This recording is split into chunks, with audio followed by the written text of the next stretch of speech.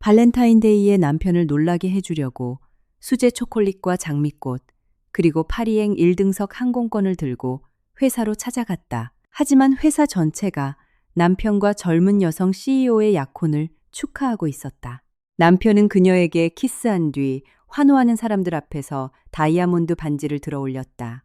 나는 말없이 돌아서서 걸어 나왔다. 즉시 여행을 취소하고 공동 명의의 모든 계좌를 동결했으며 500억 원의 가치를 지닌 내 지분 83%를 회사에서 회수했다. 30분 뒤 내 휴대폰에는 152통의 부재중 전화가 찍혀 있었다. 이윽고 초인종이 울렸다. 나는 곧바로 문을 열지 않았다. 한남동 자택의 현관복도에 선 나는 여전히 코트를 입고 어깨에 핸드백을 맨 채였다. 내 등 뒤 주방 아일랜드 식탁 위에는 갈 곳 잃은 발렌타인데이 꽃다발이 놓여 있었다. 두꺼운 크림색 종이에 붉은 세틴 리본으로 포장된 장미꽃이었다. 태경이 클래식해서 좋다며 옛날 감성을 자극한다고 즐겨 찾던 다소 과장된 로맨틱한 스타일이었다. 한국에서는 여자가 초콜릿을 주는 날이라지만 14년의 결혼 생활 동안 나는 사랑에는 늘 그에 걸맞은 노력이 필요하다고 믿어왔다. 그래서 아침 일찍 청담동의 작은 꽃집에서 꽃을 사고 정성스레 손편지를 썼다. 파리행 항공권은 그 카드 안에 끼워두었다. 금요일 저녁 출발하는 1등석. 태경의 수트가 맞춤형으로 바뀌기 전 우리가 신혼여행을 보냈던 생제르 맹데프레 근처의 작은 부티크 호텔 4박 일정이었다. 비즈니스 잡지에 그의 이름이 실리기 전 그가 방에 들어설 때 사람들이 자세를 고쳐 앉기 전의 시절을 떠올리며 나는 그 선물을 보고 기뻐할 태경의 얼굴을 상상했었다. 하지만 정오가 되기도 전에 나는 다른 여자에게 입을 맞추는 그의 얼굴을 보고 말았다. 초인종이 다시 이번에는 더 길게 울렸다. 두꺼운 현관문 너머로 억눌린 태경의 목소리가 들렸다. 혜원아, 제발 문 좀 열어봐. 휴대폰을 내려다보았다. 그에게서 또 전화가 거말려오고 있었다. 화면에는 한 번도 바꾸지 않았던 그의 사진이 떠올랐다. 관자놀이에 흰머리가 희끗해지기 전, 비싼 시계를 차기 전, 야망이 특권 의식으로 굳어지기 전, 우리의 첫 신혼집 테라스에서 네이비 스웨터를 입고 나를 향해 웃고 있는 태경이었다. 나는 전화를 무시했다. 혜원아, 안에 있는 거 다 알아. 그의 목소리가 갈라졌다. 제발 나랑 얘기 좀 해. 대화 좀 하자고.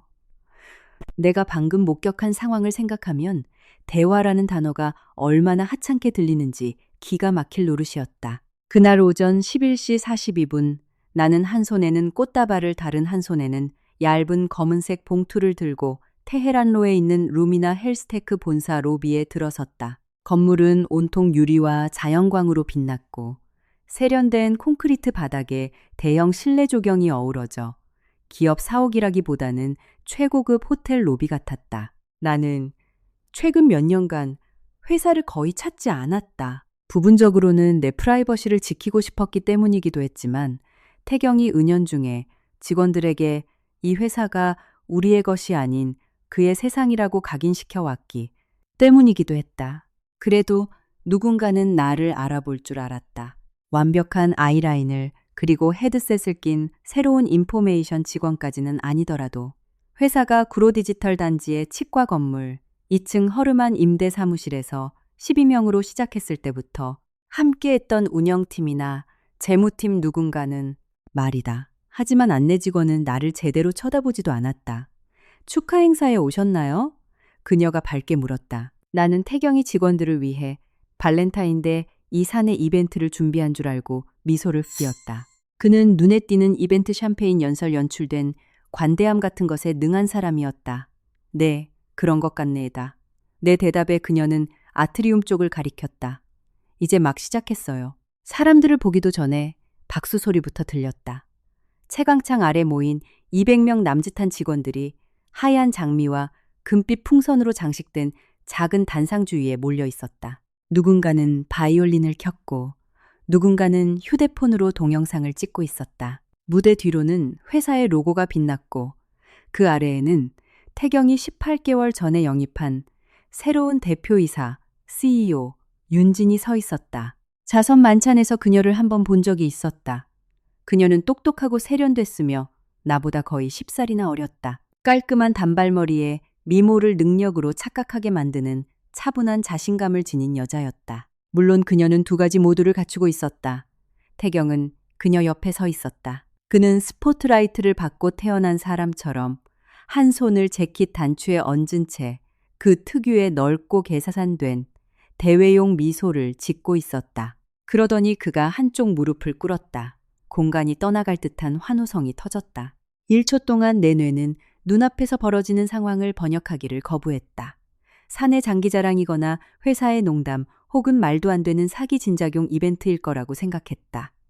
하지만 윤진이 두 손으로 입을 틀어막고 눈물을 글썽였을 때 태경은 벨벳 상자를 열었다. 내가 예전에 그에게 아름답다고 말했던 바로 그 커팅의 다이아몬드가 빛을 발했다. 윤진이 고개를 끄덕이자 사람들은 환호했다. 태경은 그녀의 손가락에 반지를 끼워 주었다. 그러고는 일어나 그녀의 얼굴을 감싸쥐고 키스했다. 긴장한 키스도 실수도 혼란스럽거나 우발적인 입맞춤도 아니었다. 남자가 마음속으로 아내를 배신하는 연습을 수천 번 하지 않고서는 다른 여자에게 저렇게 키스할 수 없었다. 내 손에서 꽃다발이 스르륵 아래로 쳐졌다. 내 근처에 있던 여직원이 속삭였다. 완전 대박이지 않아요. 두 사람 너무 잘 어울려요. 잘 어울린다. 그 단어에 드디어 태경이 고개를 돌렸다. 아트리움 너머로 그의 눈과 내 눈이 마주쳤고 찰나의 순간 공간의 모든 소음이 안으로 빨려 들어가는 듯했다. 그의 미소가 사라졌다. 얼굴에서 핏기가 가셨다. 그는 내가 모든 것을 봤다는 걸 깨달았다. 그럼에도 그는 내게 오지 않았다. 내 이름을 부르지도 단상에서 내려오지도 않았다. 윤지는 그의 시선을 따라 나를 바라보았다. 파티의 호스트가 초대하지 않은 낯선 손님을 볼 때 짓는 정중하면서도 혼란스러운 표정이었다. 그녀는 거의 다정할 정도로 입모양을 만들어 물었다. 죄송하지만 저희 아는 사이인가요? 그제야 나는 깨달았다. 태경은 단순히 바람을 피운 게 아니었다. 그는 내 존재 자체를 지워버린 것이다. 낯선 사람들 앞에서 내 존엄성이 피 흘리며 무너지기 전에 나는 발길을 돌렸다. 로비를 빠져나갈 때 아무도 나를 막지 않았다. 여전히 상황 파악을 못한 안내 직원은 해맑게 웃으며 해피 발렌타인데이라고 인사했다. 주차장에 도착해 차에 올라타고 나서야 손이 떨리기 시작했다. 조수석에는 꽃다발이 내 무릎에는 파리행 항공권 봉투가 놓여 있었다. 귓가에는 아직도 환호성과 박수 소리가 메아리처럼 맴돌았다. 소리를 지를 수도 있었다. 다시 뛰어들어가 200명의 직원 앞에서 그 장미꽃을 남편의 얼굴에 집어 던지고 모두가 은근히 즐길 만한 구경거리를 만들어줄 수도 있었다. 하지만 분노가 극도로 순수해지면 오히려 침묵이 찾아온다. 나는 휴대폰을 열었다.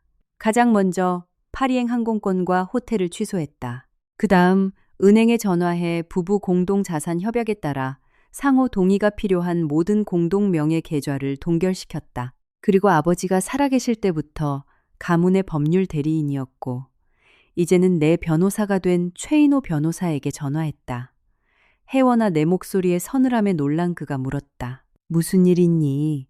제 남편이 방금 약혼을 했어요. 자기 회사의 CEO랑요. 그가 숨쉬는 소리조차 들릴 만큼 완벽한 정적이 흘렀다. 이윽고 최 변호사가 말했다. 지금 당장 회사로 가마. 아니요, 내가 말했다. 성진홀딩스 지분부터 정리하세요. 또 한 번의 침묵. 정말 확신하니 나는 차 앞유리 너머로 엘리베이터 문을 노려보았다. 태경이 숨을 헐떡이며 미안하다고 달려나오기를 반쯤 기대했지만 그는 오지 않았다. 네, 지분 전부 회수하세요, 변호사님. 그게 자금 회수 트리거 캐피털 이벤트를 발동시킬 거라는 거 알아요. 그들 신용 한도가 동결될 것도 알고요. 진행 중인 인수합병이 무산될 수도 있다는 것도 알아요. 그냥 하세요. 최 변호사는 더 이상 묻지 않았다. 나는 파리 항공권 봉투의 모서리가 손가락을 파고들 때까지 꽉 쥐었다. 집으로 운전해 가는 동안 첫 번째 전화가 걸려왔다. 그 다음 두 번째, 15번째, 50번째. 집에 도착할 무렵 태경은 152번이나 전화를 걸어왔다. 그리고 지금 그는 내 집 현관문 앞에서 죽은 사람을 깨우려는 듯 미친 듯이 초인종을 누르고 있었다. 혜원아, 그가 다시 불렀다. 제발 내가 다 설명할게. 나는 천천히 문으로 다가가 측면 유리창을 통해 그를 내다보았다. 그는 여전히 약혼식대의 수트 차림이었다. 넥타이는 삐뚤어졌고 머리는 헝클어졌으며 2월의 추위에도 불구하고 얼굴은 땀으로 번들거렸다. 그의 등 뒤 진입로에는 법인용 검은색 제네시스가 덜 멈춘 상태에서 뛰쳐나온 것처럼 삐딱하게 주차되어 있었다. 태경은 오늘 하루 종일 내가 본 모습 중 처음으로 변명보다 결과가 더 빨리 덮쳐온다는 사실을 깨달은 남자의 표정을 하고 있었다. 나는 문을 반쯤만 열었다. 그의 시선이 내 얼굴에서 코트로, 그리고 내 뒤편 주방에 증거물처럼 놓인 꽃다발로 향했다. 혜원아, 그가 속삭였다. 네가 본 거 그런 거 아니야. 나는 그를 응시했다. 끔찍하고도 어이없는 순간이었다. 이 와중에도 그는 자신이 저지른 외도가 문제의 전부라고 생각하고 있었다. 그는 자신의 등 뒤에서 이미 제국이 불타오르고 있다는 사실을 전혀 모르고 있었다. 그럼 말해봐. 내가 차분하게 말했다. 정확히 어떤 상황이었는데 그가 입을 열었지만 아무 말도 나오지 않았다. 그때 그의 등 뒤에서 그의 휴대폰이 울리기 시작했다. 내 전화가 아니었다. 그가 화면을 내려다보는 순간 발신자의 이름을 확인한 그의 얼굴이 처참하게 무너져 내렸다. 그가 말하기도 전에 나는 알 수 있었다. 이 사회가 상황을 알아차린 것이다. 순식간에 핏기가 가시는 그의 얼굴을 보는 것은 거의 쾌감에 가까웠다.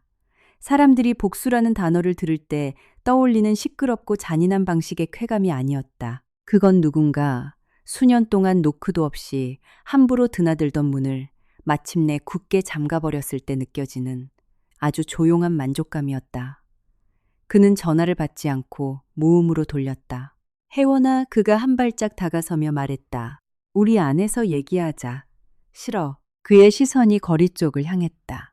잎이 다 떨어진 단풍나무 뒤로 늘어선 유엔빌리지 이웃집들의 현관 조명이 회색빛 발렌타인데이 저녁을 비추고 있었다. 한남동은 사람들이 모든 것을 알아채면서도 아무것도 못 본 척하는 동네였고 태경은 그 누구보다 그 사실을 잘 알았다. 그는 수년 동안 헌신적인 남편이자 비전 있는 창업자별로 좋아하지도 않는 사람들에게 명절마다 고급 한우 세트를 챙겨보내는 관대한 CEO의 이미지를 구축해왔다.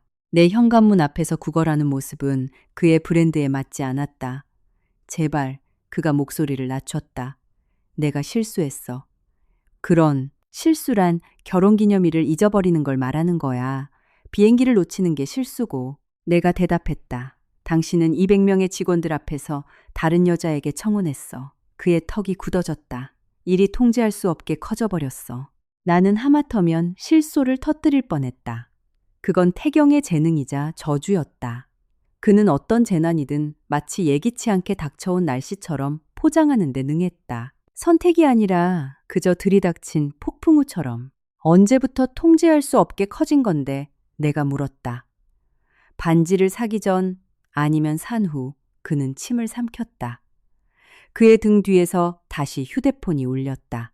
이번에는 화면을 힐끗 보더니 황급히 숨겼지만 나는 발신자를 볼 수 있었다. 내 변호사 최인호였다. 태경은 내가 그것을 봤다는 걸 알아챘다. 당신 대체 무슨 짓을 한 거야? 그가 속삭였다. 나는 문틀에 기대어 섰다. 그 유리 아트리움에 들어선 이후 처음으로 손의 떨림이 멈췄다. 내 것을 지킨 것뿐이야.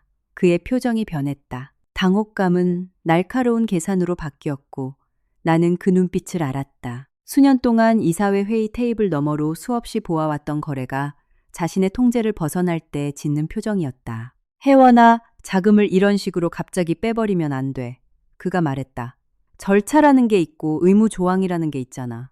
그리고 당신이 그 서류에 직접 서명했고 내가 정정했다. 그는 내가 마치 오래전 잊어버린 낯선 언어로 말하는 것처럼 나를 쳐다보았다.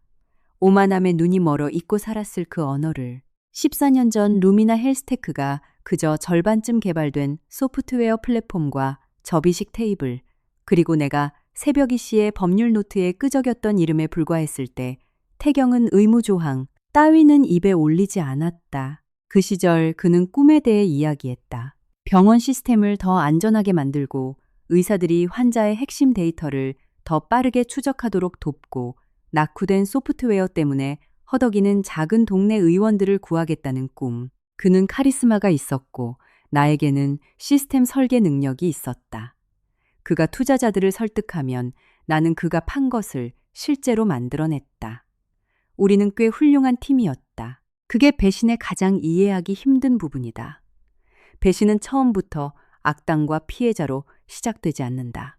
때로는 와이파이가 또 끊겼다며 구로동 임대 사무실 바닥에 주저앉아 중국 음식을 먹으며 웃어대던 지친 두 사람에서 시작된다. 때로는 나를 파멸시킨 사람이 아무도 나를 믿어주지 않을 때 유일하게 나를 믿어주던 사람일 때도 있다. 내 아버지가 우리의 첫 투자자가 된 것은 태경을 믿어서가 아니라 나를 믿었기 때문이었다. 아버지가 돌아가신 후 그 지분은 가족 지주회사인 성진홀딩스로 넘어갔다. 그리고 수년에 걸쳐 추가 펀딩과 자사주 매입, 치밀하게 설계된 계약을 통해 성진홀딩스는 루미나 헬스테크의 지분 83%를 통제하게 되었다. 물론 태경도 이 사실을 알고 있었다. 그가 내게 대외적인 직함을 맡지 말라고 요구했을 때도 그는 이 사실을 알았다. 그는 투자자들은 단일한 리더십 목소리가 있을 때 더 안심한다고 포장했다. 그는 내 프라이버시를 지키는 것이 오히려 장점이라며 나를 설득했고 나는 이사회 차원에서 전략만 통제하고 인터뷰 컨퍼런스 샴페인 건배사는 모두 그가 맡았다.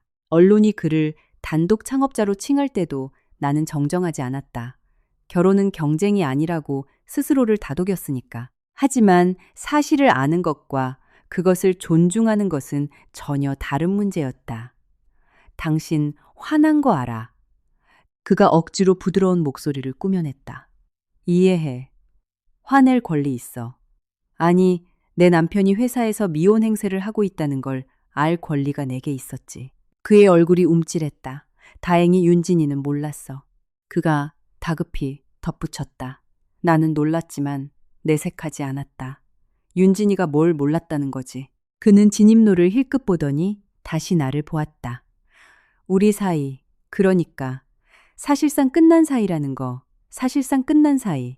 나는 그의 말을 차갑게 따라했다. 내가 그녀에게 우리는 별거 중이라고 했어. 찬 기운이 내 몸을 관통했다.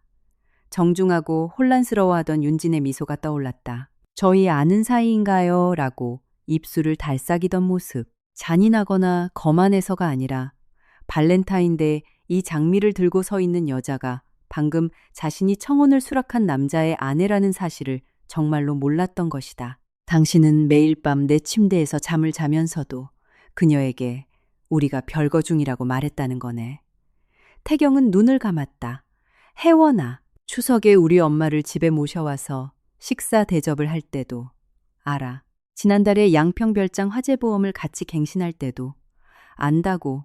그리고 바로 오늘 아침 내게 키스하며 출근할 때도 그가 눈을 떴고 아주 찰나의 순간 나는 예전에 그 나를 실망시키는 것을 세상에서 가장 두려워하던 그 남자를 보았다. 하지만 그 모습은 순식간에 공포에 집어삼켜졌다. 이 사회가 과민 반응을 보이고 있어. 그가 말했다. 이건 수습할 수 있는 문제야. 그게 그의 본심이었다. 바로잡는 것이 아니라 수습하는 것. 나는 현관문에서 물러서며 콘솔 테이블 위에 둔 검은 봉투를 집어들었다. 무심코 차에서 들고 내렸던 그것을 이제 두 손가락 사이에 쥐었다. 파리행 티켓이었어. 내가 말했다. 그의 시선이 봉투로 떨어졌다. 후회와 슬픔 같은 것이 그의 얼굴을 스쳐 지나갔지만 너무 늦었다. 당신을 놀라게 해주고 싶었어. 우리한테는 며칠 쉬는 시간이 필요하다고 생각했거든. 당신이 인수합병 때문에, 스트레스 때문에 늘 곧 끝날 거라고 말하던 그 일들 때문에 나랑 멀어진 줄 알았어. 복잡한 문제였어. 그가 중얼거렸다. 아니, 소프트웨어 연동이 복잡한 거지. 결혼은 힘든 거고 반면에 거짓말은 아주 단순하지. 그는 진실의 명백함에 찔린 듯 나를 바라보았다. 그때 다른 차 한 대가 우리 골목으로 들어섰다. 태경은 헤드라이트 불빛을 피하려 본능적으로 현관문 쪽으로 바짝 다가섰다. 나는 미동도 하지 않았다. 불빛이 지나갔다. 그의 휴대폰이 다시 울렸고 내 휴대폰도 진동했다. 최 변호사가 보낸 메시지였다. 오후 7시 30분 긴급 이사회 소집. 화상 참석 요망. 태경과 회사 문제에 대해 절대 발언하지 마십시오. 나는 태경이 첫 줄을 읽을 수 있을 정도로만 화면을 그에게 보여주었다. 그의 입이 벌어졌다. 혜원아, 오늘 밤에 이러지 마. 내가 오늘 밤에 한 게 아니야. 당신이 한 거지. 그가 머리를 쓸어 넘겼고 갑자기 46이라는 그의 진짜 나이보다 훨씬 늙어 보였다. 중후한 멋은 사라지고 그저 지치고 궁지에 몰린 초라한 남자일 뿐이었다. 내가 해임되면 회사가 흔들려. 그가 말했다. 사람들이 일자리를 잃는다고. 대출 갚아야 하고 가족이 있는 좋은 사람들이야. 오늘 당신이 한 말 중에 가장 진실에 가까운 말이네. 내가 대답했다. 당신이 그들의 직장을 개인 약혼식장으로 만들기 전에 그 사실을 먼저 중요하게 여겼어야지. 그는 대답하지 못했다. 수년 동안 태경은 상황을 모면하는 기술로 살아왔다. 대화가 불편해지면 다른 방으로 갔고 질문이 너무 날카로워지면 전화가 온 척 자리를 피했다. 내가 외로움에 대해 물으면 마감일 핑계를 댔다. 하지만 지금 그는 도망칠 곳 없는 현관에 서 있었고 그가 철저히 분리해 두었던 두 개의 삶이 마침내 하나의 집으로 합쳐지고 있었다. 윤진이도 이제 알겠네. 내가 물었다. 그의 침묵이 대답을 대신했다. 나는 고개를 끄덕였다. 그럼 가서 그녀에게나 설명해. 혜원아, 제발. 내가 문을 닫기 시작했다. 그가 손을 뻗었다. 나를 만지지는 못했지만 그의 손이 미세하게 떨리는 것을 볼 수 있었다. 나랑 이혼할 거야. 나는 잠시 멈췄다. 이 순간이 드라마틱하게 느껴질 줄 알았지만 오히려 행정 절차처럼 몸이 건조했다. 내가 무시하기로 선택했던 수년간의 작은 굴욕들이 이미 작성해 놓은 서류에 도장을 찍는 기분이었다. 내가 말했다. 그의 얼굴이 일그러졌다. 하지만 단 1초뿐 다시 공포가 그 자리를 차지했다. 그럼 회사는 나는 점점 좁아지는 문틈 사이로 그를 똑바로 쳐다보았다. 회사는 한 번도 당신 것이었던 적 없어. 나는 문을 닫고 도어록을 잠갔다. 그가 문을 2번 정도 두드리다 멈출 때까지 그 자리에 서 있었다. 1분 뒤 그의 차문이 닫히는 소리가 들렸다. 창문 너머로 그가 시동도 켜지 않은 채 운전대에 기대어 누군가에게 전화를 거는 모습이 보였다. 윤진에게 거는 건지 이사회인지 아니면 다른 변호사인지 알 수 없었다. 14년 만에 처음으로 나는 그것을 궁금해할 필요가 없었다. 저녁 7시 30분 나는 네이비색 스웨터 차림으로 주방 식탁에 앉아 노트북 화면 속 최인호 변호사와 마주하고 있었다. 이 사진들이 하나둘 화상회의에 접속했다. 그들은 모두 충격을 받은 듯 조심스러웠고 직업적인 두려움을 내비치고 있었다. 그리고 태경이 화면에 나타났다. 그는 더 이상 내 현관 앞에 있지 않았다. 그는 자신을 의료 데이터를 혁신한 사나이로 칭송했던 비즈니스 매거진 표지가 액자에 걸려있는 화려한 CEO 집무실에 앉아 있었다. 그의 카메라가 켜졌다. 그는 화면 속의 나를 똑바로 쳐다보았고 회의에 참석한 모든 사람들은 자신들이 그동안 각주 취급했던 여자가 이 회사를 살릴 수 있는 유일한 권력자라는 사실을 마침내 깨달았다. 이사회는 평소의 가벼운 인사, 치레 없이 시작되었다. 아무도 주말을 어떻게 보냈는지, 날씨가 어떤지 묻지 않았다. 평소 껄끄러운 회의를 썰렁한 농담으로 시작하길 좋아하던 사내 법무팀장조차 헛기침만 하고 회의 시작을 알렸다. 태경은 임원 회의실에 홀로 앉아 있었고 그의 뒤로는 강남의 스카이라인이 통유리를 통해 빛나고 있었다. 넥타이는 풀려 있었고 셔츠 첫 단추는 열려 있었다. 대중 앞에 나서는 모습을 수년간 철저히 관리해온 남자치고는 갑자기 너무나도 평범하고 초라해 보였다. 최 변호사는 식탁 맞은편에 앉아 화면 밖에서 나를 도왔다. 혜원아, 그가 다른 사람들이 입을 열기 전 조용히 말했다. 묻는 말에만 대답해라. 나는 고개를 끄덕였다. 이사회 의장이 안경을 고쳤었다. 성진홀딩스로부터 자본 출자 약정을 철회하고 모든 임의적 자금 지원을 즉각 중단하겠다는 통보를 받았습니다. 아무도 태경을 쳐다보지 않았다. 모두가 나를 보고 있었다. 회원 이사님 의장이 조심스럽게 계속했다. 이 통보가 유효한 것인지 확인해 주시겠습니까? 네. 그리고 성진홀딩스가 루미나 헬스테크의 지분 83%를 보유한 실질적 소유주라는 사실도 맞습니까? 네. 끝없는 정적이 이어졌다. 몇몇 이사들은 서류상 지분 구조를 알고 있었지만 서류의 기록과 눈앞의 현실은 달랐다.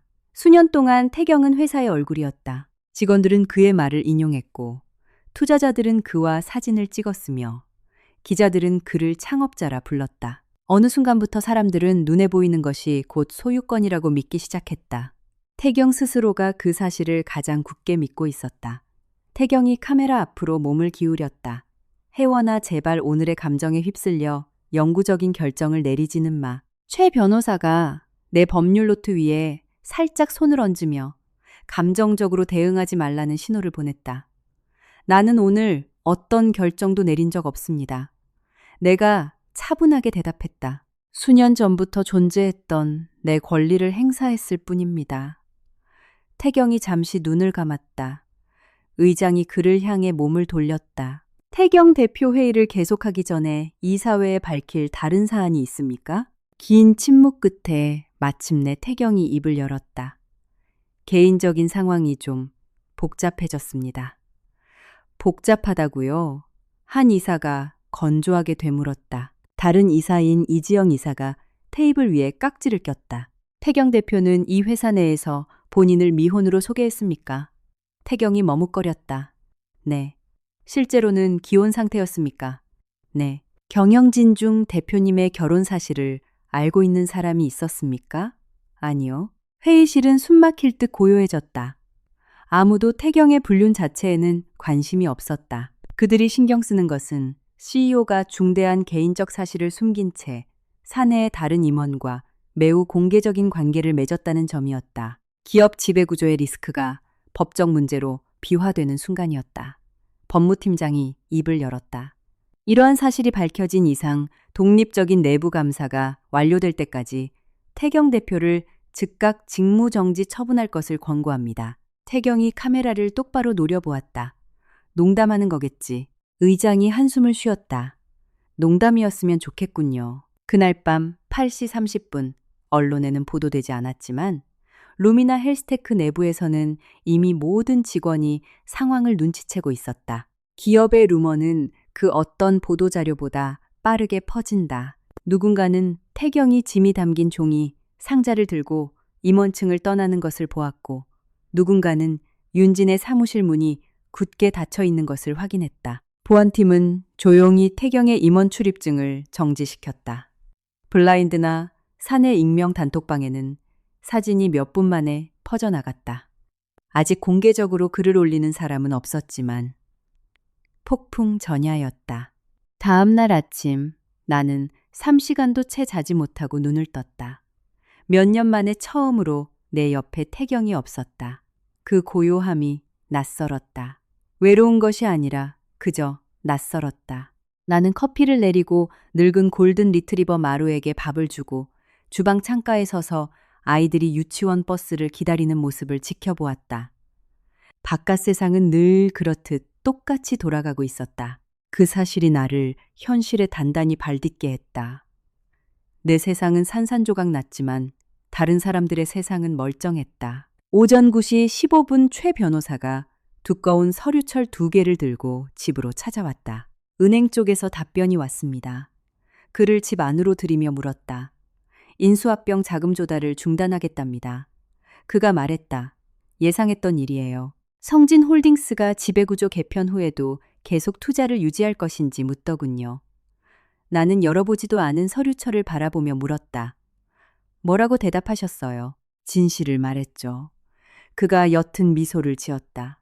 실질적 소유주가 여전히 이 회사의 비전을 믿고 있다고 답했습니다. 나는 놀라서 그를 쳐다보았다. 그가 내 표정을 읽었다. 혜원아, 넌 루미나 헬스테크를 망가뜨리고 싶었던 게 아니잖아.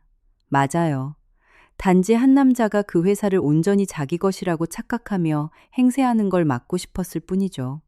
사람들은 복수를 모든 것을 불태워 잿더미로 만드는 것이라 착각한다. 하지만 진짜 복수는 내가 쌓아 올린 공로를 가로채온 사람의 손에서 내 것을 단호히 되찾아오는 것이다. 정오 무렵 내 휴대폰이 울렸다. 발신자는 윤진. 나는 그녀의 이름을 몇 초간 바라보다 전화를 받았다. 여보세요. 그녀의 목소리는 이 사회에서 듣던 단단한 톤과는 전혀 달랐다. 더 작고 금방이라도 부서질 것 같았다. 제가 이사님께 전화할 자격이 없다는 거 알아요. 맞아요. 나는 솔직하게 대답했다. 없죠. 그녀는 담담히 받아들였다. 전 정말 몰랐습니다. 이사님이 저를 믿어주셨으면 해요. 그녀는 아침 내내 참고 있던 숨을 토해내듯 날카로운 숨을 들이켰다. 그가 저한테 아내와 별거한 지 거의 2년이 다 되어간다고 했어요. 알아요. 사업자산 분할 문제 때문에 이혼 서류 정리가 지연되고 있는 것 뿐이라고요. 알고 있습니다. 그리고 오피스텔 전세 계약서도 보여줬어요. 그 대목에서 나는 잠시 숨을 멈췄다. 무슨 오피스텔이요? 정적이 흐른 뒤 윤진이 대답했다. 역 3동 쪽에 오피스텔을 하나 구했더라고요. 나는 벽을 멍하니 응시했다. 태경은 거짓말을 뒷받침하기 위해 다른 집까지 얻어두었던 것이다. 살기 위해서가 아니라 알리바이를 위해. 매번 늦어지던 야근 밤샘 전략 회의, 너무 늦게 끝나 집에 못 간다던 출장들. 그 모든 거짓말에는 돌아갈 다른 곳이 존재했다. 그에게 또 다른 삶이 필요해서가 아니라 또 다른 삶이 존재한다는 증거가 필요했기 때문이었다. 토할 것 같아요. 윤진이 속삭였다. 그러셔야 할 겁니다. 전 한 번도 그런 변명에 의심을 품은 적이 없었으니까요. 알아요. 그녀의 목소리가 갈라졌다. 정말 죄송합니다. 발렌타인데이 이후 처음으로 이 재난에 연루된 사람에게서 진심 어린 반성의 목소리를 들었다. 윤진 씨가 미안해한다는 건 믿어요. 내가 말했다. 하지만 미안하다는 말이 이미 일어난 일을 주워 담을 수는 없죠. 네. 그녀가 잠시 말을 멈췄다. 언젠가 저를 용서해 주실 날이 올까요? 나는 다시 창밖을 바라보았다. 난 윤진 씨를 용서할 만큼 당신에 대해 잘 알지 못해요. 그녀는 변명하지 않았다. 그저 조용히 말했다. 맞는 말씀입니다. 그날 늦은 오후 최 변호사에게서 다시 전화가 왔다. 우리가 뭔가를 찾아냈어. 그의 어조에 나는 즉시 주의를 기울였다. 뭔데요? 과거 결제 기록들. 나는 즉시 그의 로펌으로 차를 몰았다. 회의실 테이블 위에는 수십 장의 서류가 펼쳐져 있었다. 비용 승인서, 지분 양도, 서류 투자, 인가서들. 언뜻 보기에는 평범한 서류들이었다. 그런데 최 변호사가 몇몇 서류의 서명란을 손가락으로 가리켰다. 혜원아, 네 서명과 법인인감이 찍혀 있더구나. 나는 미간을 찌푸렸다. 아니요, 아주 정교하게 위조됐네요. 전 이 서류들의 도장을 찍거나 전자 서명을 한 적이 없어요. 나도 그렇게 생각했다. 그가 내 진짜 서명과 인감 증명서가 찍힌 다른 서류를 옆에 나란히 놓았다. 차이는 명백했다. 아주 미세하고 거의 눈에 띄지 않았지만 확실한 차이가 있었다. 태경은 단순히 우리 결혼 생활을 배신한 게 아니었다. 누군가가 수년 동안 내 명의의 인감과 서명을 도용해 회사 서류를 위조해 온 것이다. 최 변호사가 두 손을 깍지 꼈다. 포렌식 회계팀을 투입해서 지난 5년간의 모든 임원진 결제 서류를 전수조사할 생각이다. 규모가 어느 정도나 되죠. 수백 건은 좋게 될 거다. 나는 천천히 의자 등받이에 몸을 기댔다. 발렌타인데이 이후 내가 품고 있던 모든 감정의 질감이 달라졌다. 이 순간까지 나는 이것이 한 남자의 뻔뻔한 불륜 스토리에 불과하다고 생각했다. 하지만 이제 이 사건은 기업의 횡령 사문서 위조, 그리고 형사처벌이 걸린 거대한 스캔들로 변모하고 있었다. 최 변호사가 나를 조심스럽게 살폈다. 혜원아, 넌 이제 다가올 상황에 대비해야 한다. 무엇을요? 만약 우리의 예상이 맞다면. 그가 말을 멈췄다. 태경은 단지 아내와 이혼하는 수준에서 끝나지 않을 거다. 내가 그의 말을 맺었다. 자신이 가진 모든 걸 잃게 되겠죠. 최 변호사는 대답하지 않았다. 대답할 필요도 없었다. 테이블 위에 펼쳐진 증거들이 이미 대답을 대신하고 있었다. 위조된 내 서명과 도장을 물끄러미 바라보며 나는 약혼식 파티 때보다 훨씬 더 끔찍한 진실을 마주하고 있었다. 태경은 선을 한 번 넘은 게 아니었다. 그는 수년 동안 계속해서 선을 넘어왔다. 발렌타인데이는 재앙을 만든 날이 아니라 단지 그 재앙의 민낯을 드러낸 날이었을 뿐이다. 그 다음 48시간은 기계처럼 차갑고 정밀하게 돌아갔다. 최 변호사는 여의도에서 가장 독한 포렌식 회계법인을 불렀다. 불필요한 질문은 하지 않으며 서류가 증명할 때만 움직이는 전문가들이었다. 그들은 룸이나 헬스테크 내부에 굳게 닫힌 회의실에 베이스 캠프를 차렸다. 출입증 접근이 통제되고 블라인드가 내려진 그곳에서 그들은 과거 결제 내역, 이사회 자료 송금 내역, 임원 보수 파일 등이 담긴 사과 궤장만한 상자들을 파헤쳤다. 나는 굳이 회사에 가지 않았다. 의도적인 선택이었다. 만약 내가 너무 일찍 그 건물에 나타나면 사람들은 이 내부 감사를 아내와 남편의 치정 싸움으로 격하할 것이다. 나는 가십거리도 복수국이라는 뒷말도 태경이 내가 객관적 증거가 아닌 상처받은 마음 때문에 이사회 권한을 남용한다고 주장할 구실도 주고 싶지 않았다. 그래서 나는 한남동 자택에 머물며 최 변호사를 통해서만 소통했고 태경이 늘 과소평가했던 서류의 흔적을 전문가들이 쫓도록 내버려 두었다. 사흘째 되던 날, 회계팀은 패턴을 찾아냈다. 위조된 서명은 한두 개가 아니었다. 그것은 하나의 시스템이었다. 내 이름은 임원 단기 대출 승인, 부풀려진 출장비 청구, 태경의 지인들과 연관된 하도급 업체의 수의계약 체결 등에 수시로 도용되었다. 언뜻 보면 횡령이라고 소리칠 만큼 무모해 보이지 않았다. 그래서 더 위험했다. 교묘하게 쪼개지고 세탁된 자금들은 바쁜 실무진들의 눈을 통과할 만큼 그럴듯한 기업의 언어로 포장되어 있었다. 하지만 거짓말은 시간이 지날수록 부패하기 마련이다. 모든 전자문서에는 타임스탬프가 찍혀 있고 모든 승인에는 메타데이터가 남으며 모든 송금은 흔적을 남긴다. 목요일 저녁 6시 12분 최 변호사가 전화를 걸어왔다. 혜원아, 충분히 찾았다. 나는 세탁실에 서서 태경의 하얀 와이셔츠를 개고 있었다. 사랑이 죽어가는 마지막 단계에서도 습관은 무섭도록 질기게 남아있기 마련이다. 나는 소매 끝에 새겨진 그의 이니셜을 내려다보며 그것을 만지고 있는 내 자신이 문득 어리석게 느껴졌다. 이사회에 보고할 만큼 충분한가요? 내가 물었다. 이사회 해임 건의는 물론이고 민사소송 그리고 검찰 고발 조치까지 가능한 수준이다. 나는 눈을 감았다. 아주 짧은 순간 이 진실의 크기가 조금만 더 작았기를 바랐다. 하지만 200명의 직원들이 환호하는 가운데 채광창 아래에서 윤진에게 입을 맞추던 태경의 모습이 떠올랐다. 그럼 진행하세요. 내가 말했다. 다음 날 아침 긴급 이사회가 다시 열렸다. 이번에 태경은 대표이사 자격이 아니라 감사의 대상자로서 참석했다. 윤진은 자신의 사무실에서 화상으로 접속했다. 얼굴은 창백했지만 침착해 보였다. 그녀는 태경과 관련된 모든 의사결정에서 임시로 물러나겠다고 자진 사퇴 의사를 밝혔고 이사회는 이를 수용했다. 그녀는 자신을 변호하거나 나를 탓하지 않았다. 의장이 태경의 기혼 사실을 알고 있었냐고 묻자 그녀는 명확하게 답했다. 아닙니다. 2년 전부터 별거 중이라고 들었습니다. 그렇다면 혜원 이사님이 회사의 최대 지분을 소유하고 있다는 사실도 몰랐습니까? 윤지는 잠시 시선을 떨구었다. 네. 그는 아내가 회사 경영에 전혀 관여하지 않으며 현재의 지분 구조는 오래된 가족 간의 서류 작업일 뿐이라고 말했습니다. 그 말이 무겁게 내려앉았다. 오래된 가족 간의 서류 작업. 그것이 태경이 내 아버지의 투자금과 내 수년간의 헌신, 그리고 나의 묵묵한 내조를 깎아내린 방식이었다. 이윽고 포렌식 회계팀의 보고가 시작됐다. 그들은 목소리를 높일 필요가 없었다. 서명 위조 내역, 메타데이터 송금 기록, 임대차 계약서 임원, 법인카드 지출 내역들이 화면에 띄워졌다.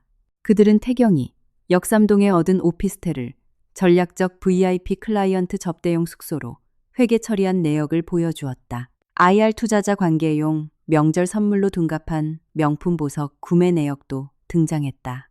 법인 비용으로 처리된 프라이빗 여행 기록들, 윤지는 그것이 비즈니스 워크숍인 줄 알고 따라갔던 그 주말 여행들조차 태경은 합법적으로 보이게끔 교묘하게 서류를 조작해 놓았다. 윤지는 단 한 번 입을 틀어막았다. 오직 한 번뿐이었다. 태경은 얼어붙은 채 앉아 있었다. 그가 마침내 입을 열었을 때 그의 목소리는 텅 비어 있었다. 이건 앞뒤 맥락이 잘려나간 억측입니다. 수석 감사관인 백서영 회계사가 안경을 고쳤었다. 태경 대표님 메타데이터에는 맥락이란 게 없습니다. 오직 시간 기록 타임스탬프만 존재할 뿐이죠. 아무도 웃지 않았지만 나는 하마터면 웃을 뻔했다. 태경이 다시 시도했다. 나는 회사를 대표해 재량권을 행사할 권한이 있었습니다. 대표이사로서의 운영 권한은 있었죠. 백 회계사가 반박했다. 하지만 혜원 이사님의 인감과 전자 서명을 도용할 권한은 없었습니다. 그때 태경의 시선이 나를 향했고 처음으로 두려움 밑바닥에 깔린 분노가 드러났다. 당신 지금 이 상황을 즐기고 있군.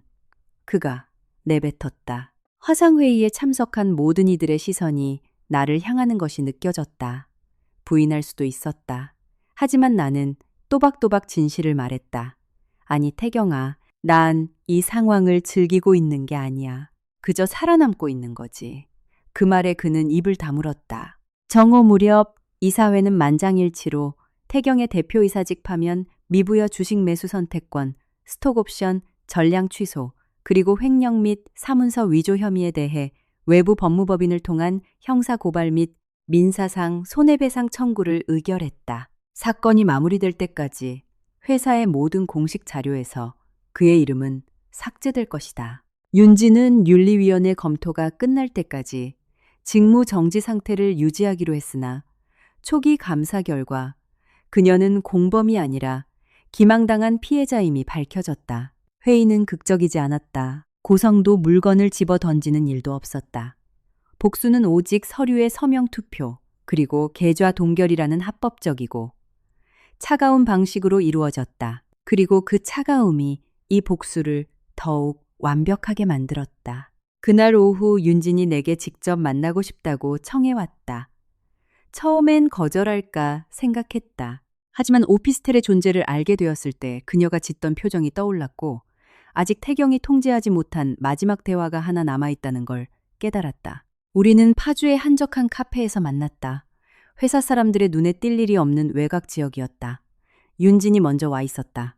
화장기 없는 얼굴이었고 그녀의 손에서 다이아몬드 반지는 사라지고 없었다. 내가 맞은편에 앉자 그녀가 일어섰다. 죄송합니다. 그녀가 말했다. 그 말은 이미 하셨잖아요. 알아요. 하지만 눈을 보고 직접 말씀드리고 싶었어요. 나는 그녀의 얼굴을 찬찬히 살폈다. 단상 위에서 환호를 받던 오만함이나 승리감은 흔적조차 남아있지 않았다. 오직 순수하고 잔인한 수치심만이 가득했다. 저는 그 사람을 믿었어요. 그녀가 말했다. 그건 변명이 될 수 없어요. 단지 사실을 말씀드리는 겁니다. 알아요. 그는 저를 특별한 사람으로 느끼게 만들었어요.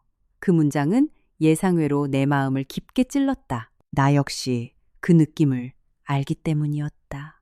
태경은 늘 여자를 마치 온 세상이 그녀를 중심으로 재편되는 것 같은 기분이 들게 만드는 방법을 아는 남자였다. 윤진이 두 손을 내려다보았다. 아트리움에서 이사님을 뵀을 때 저는 그저 투자자의 사모님이거나 자선단체 이사님 중 한 분일 거라고 생각했습니다. 제가 지금 발을 들이밀고 서 있는 이 완벽한 세계가 바로 당신의 것이라는 걸 몰랐어요. 한동안 우리 둘 다 아무 말도 하지 않았다. 이윽고 내가 입을 열었다. 그는 우리 둘 모두에게 거짓말을 했어요, 윤진 씨. 하지만 그는 나와 결혼한 사람이었죠. 그의 첫 번째 의무는 나에게 있었어요. 그녀는 눈물이 맺힌 채 고개를 끄덕였다. 내가 그녀를 미워할 수도 있다는 걸 안다는 표정이었다. 내 안의 어떤 부분은 그러고 싶기도 했다. 때로는 다른 여자를 무조건 괴물로 몰아세우는 것이 편하다. 하지만 진실은 그 불륜 상대 역시 똑같은 거짓말의 파편을 쥐고 폐허 속에 서 있는 또 다른 인간일 뿐이라는 사실이었다. 윤진 씨가 짊어져야 할 책임을 내가 막아주진 않을 겁니다. 내가 말했다. 바라지도 않아요. 하지만 태경이 혼자 저지른 죄값까지 윤진 씨에게 묻지는 않을 거예요. 그녀의 시선이 내게 닿았다.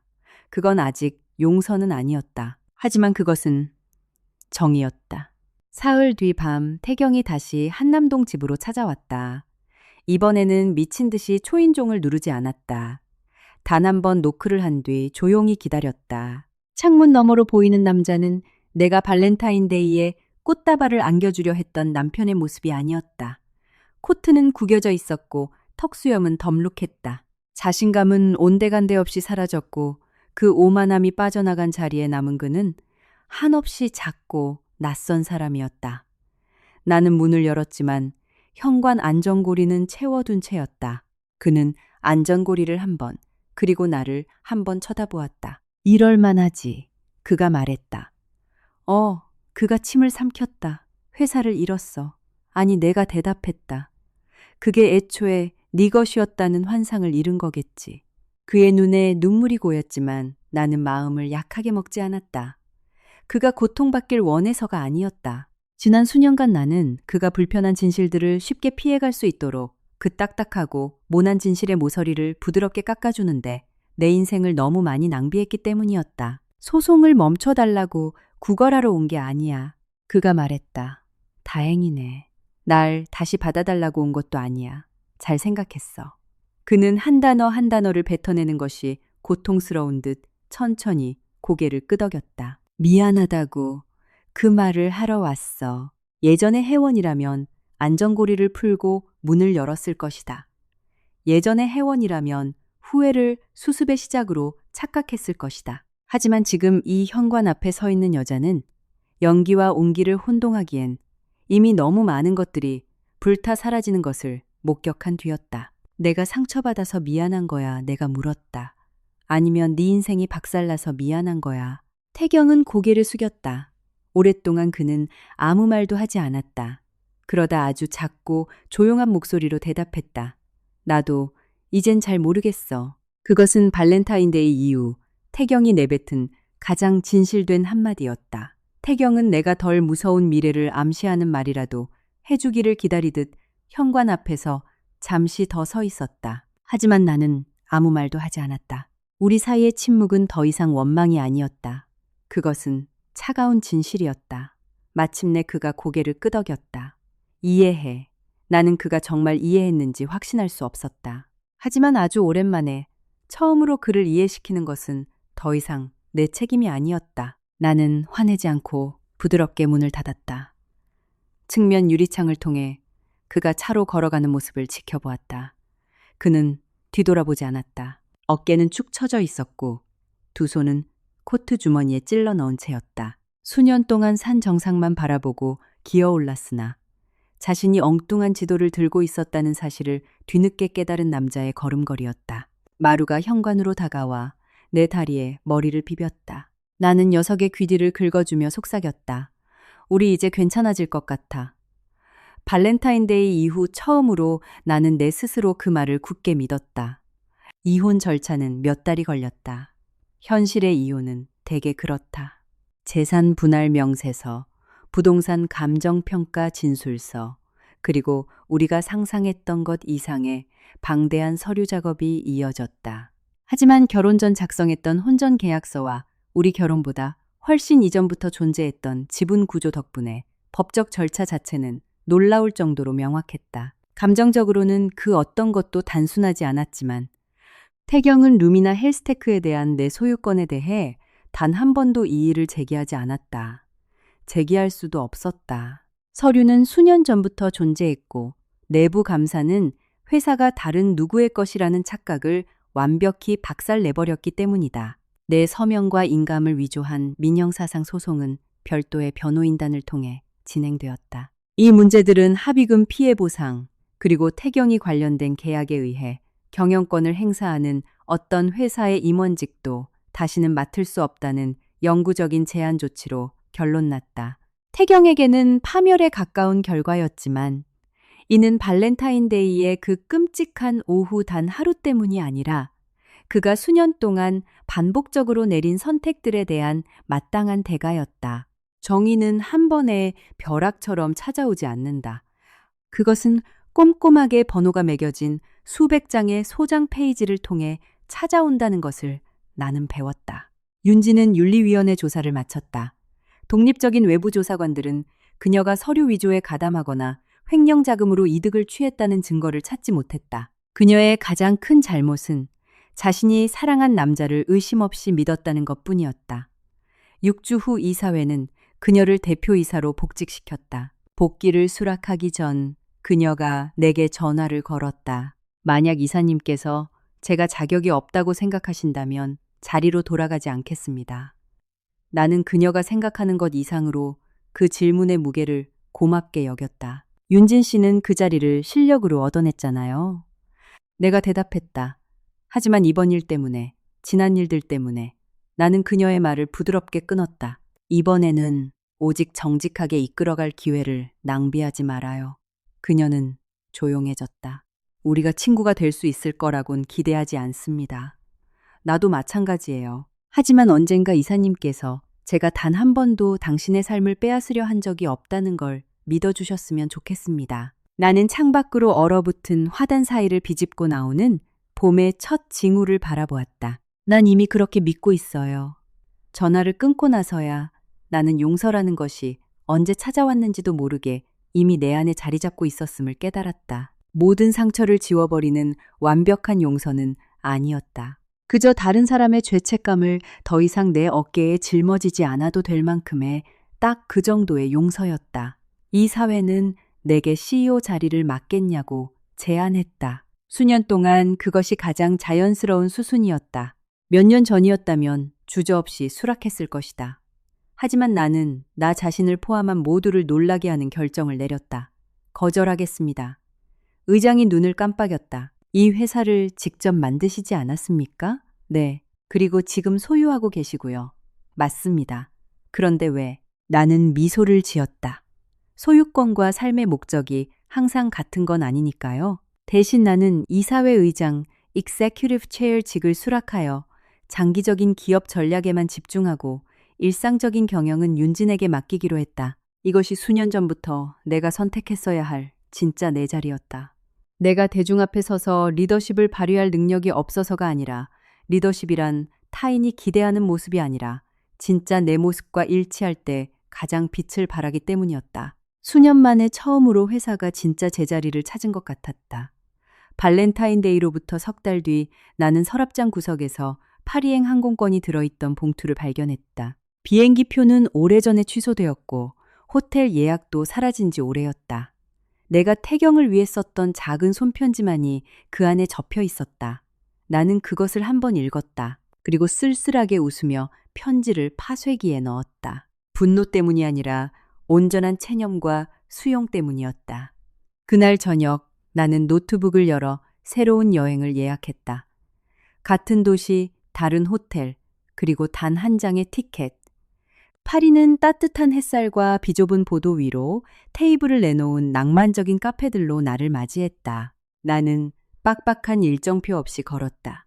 절반밖에 알아듣지 못하는 불어 서적들로 가득한 서점에서 서성이기도 했고, 센 강변에 앉아 사람들을 구경하느라 커피가 차갑게 식어가는 것도 모른 채 시간을 보냈다. 두 번째 날 저녁, 하늘이 황금빛으로 물들 무렵 퐁데자르 폰데 알츠 다리를 건넜다. 수년 전 태경과 나는 이 다리 위에 서서 미래를 약속했었다. 이번에는 오직 나 자신에게만 하나의 약속을 했다. 누군가에게 필요한 존재가 되는 것과 존중받는 것을 절대 혼동하지 말 것. 그 둘은 결코 같은 것이 아니니까. 거의 1년 후 루미나 헬스테크는 여성 및 소외계층 창업자들이 세운 초기 헬스케어 기술 스타트업을 지원하는 새로운 투자 펀드를 출범시켰다. 거의 10년 동안 내 아이디어 노트에 묻혀있던 구상이 마침내 세상의 빛을 본 것이다. 출범식 행사에서 윤진이 프로그램을 소개했다. 그녀는 이사회에 감사를 표했고 직원들에게 고마움을 전했다. 그리고 전혀 예상치 못하게 내게 감사를 돌렸다. 어떤 사람들은 회사를 세웁니다. 그녀가 단상에서 말했다. 하지만 어떤 사람들은 겉으로 보이는 화려함보다 진실이 더 중요한 기업 문화를 만듭니다. 우리가 오늘 이 자리에 있는 이유는 혜원 의장님께서 그 두 가지 중 어느 것도 희생하려 하지 않았기 때문입니다. 그 말을 뒤따른 박수 소리는 발렌타인데이에 내가 들었던 박수 소리와는 질적으로 달랐다. 그날의 박수가 환상과 거짓을 축하하는 것이었다면 오늘의 박수는 정직함과 완전함을 기리는 것이었다. 그 차이는 내게 전부였다. 몇 주 뒤 자필로 쓴 편지 한 통이 집으로 배달됐다. 이메일도 카카오톡도 아닌 진짜 종이 편지였다. 태경이 보낸 것이었다. 그는 강원도 춘천에 있는 작은 지역 소프트웨어 회사의 관리직으로 취직했다고 썼다. 화려함과는 거리가 먼 자리였다. 매거진 인터뷰도 기조연설도 통유리로 된 코너 오피스도 없었다. 그는 매일 아침 직접 사무실 문을 열고 직원들을 위해 커피를 내리며 퇴근할 때는 일개 직원이라는 직함이 무슨 의미인지 뼛속 깊이 깨닫고 있다고 썼다. 그는 다시 한번 사과했다. 회사를 잃어서도 명성을 잃어서도 아니었다. 성공했다는 특권 의식에 취해 가장 자신을 사랑해준 사람들에게 했던 약속들을 무시해도 된다고 믿었던 그 오만함을 사과했다. 편지의 맨 마지막 줄에 그는 이렇게 썼다. 언젠가 내가 당신에게 구했던 그 용서에 걸맞은 부끄럽지 않은 사람이 되기를 바랄 뿐이야. 나는 편지를 곱게 접어 오래된 사진들이 담긴 상자 안에 넣었다. 과거를 다시 들추고 싶어서가 아니라 그 일들이 전혀 일어나지 않았던 것처럼 행동하는 것은 내게 아무런 가르침도 주지 못하기 때문이다. 어떤 인생의 챕터들은 굳게 닫아두는 편이 낫다. 하지만 그렇다고 해서 그것이 완전히 지워져야 한다는 뜻은 아니다. 사람들은 가끔 묻는다. 복수가 내게 평화를 가져다 주었냐고. 솔직한 대답은 아니오다. 복수는 내게 정의를 주었을 뿐이다. 평화는 그 후에 찾아왔다. 평화는 누군가의 배신으로 내 미래를 저울질하기를 멈춘 바로 그날 도달했다. 태경은 정직함 대신 기만을 선택했기에 결혼 생활을 잃었다. 그는 진실성 대신 야망을 선택했기에 커리어를 잃었다. 그는 남에게 빌린 권력이 자신이 스스로 쟁취한 신뢰와 결코 같지 않다는 것을 잊었기 때문에 회사를 잃었다. 그리고 나는 그가 패배했기 때문에 승리한 것이 아니다.